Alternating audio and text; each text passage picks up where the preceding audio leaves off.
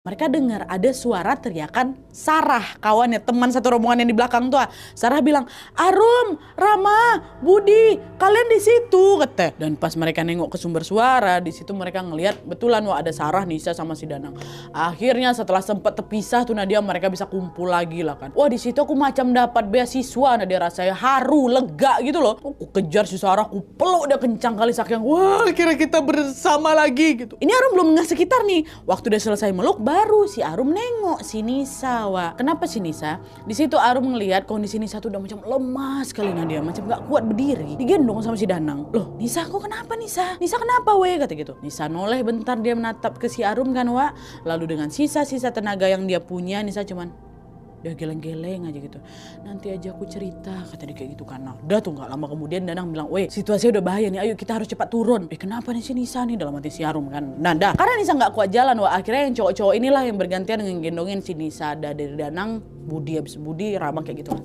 Dan alhamdulillahnya tepat ketika azan maghrib tiba Nadia, kami udah nyampe di bawah dan kami udah keluar dari area hutan. Baru keluar dari area hutan, wah ya, tapi udah lega lah, setidaknya kita udah gak di hutan lagi gitu. Nah pas mereka mau melanjutkan perjalanan ke rumahnya Danang, wah tiba-tiba Arum, Wawa dengar lagi ada suara halus lagi nada di telingaku. Ngomong apa? "Badai kemana?"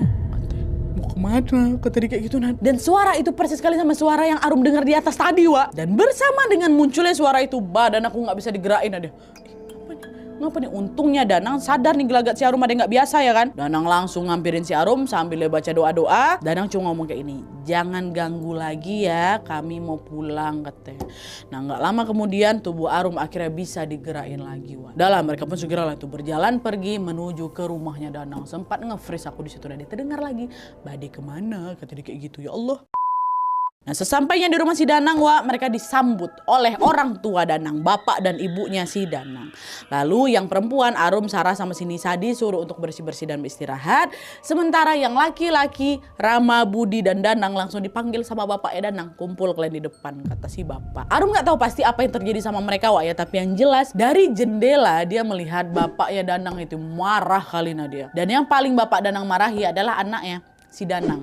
Nah Arum menduga bapak ini marah gegara bapak tahu mereka nekat daki gunung. Pas gunung itu lagi ditutup. Waktu mereka berangkat bapak tuh lagi nggak ada di rumah, wah. Makanya bebas aja mereka pergi gitu kan. Setelah bapak tahu, wah itulah makanya marah kali bapak si Danang tuh Nadia. "Udahlah kalian langgar aturan, sekarang kalian malah lewat jalur ilegal yang bukan termasuk jalur resmi pendakian." Nah usut punya usut, katanya dulu ada orang pintar di desa itu yang dianggap macam sesepuh gitu lah, wak, sama warga sekitar. Nah lalu pas si orang pintar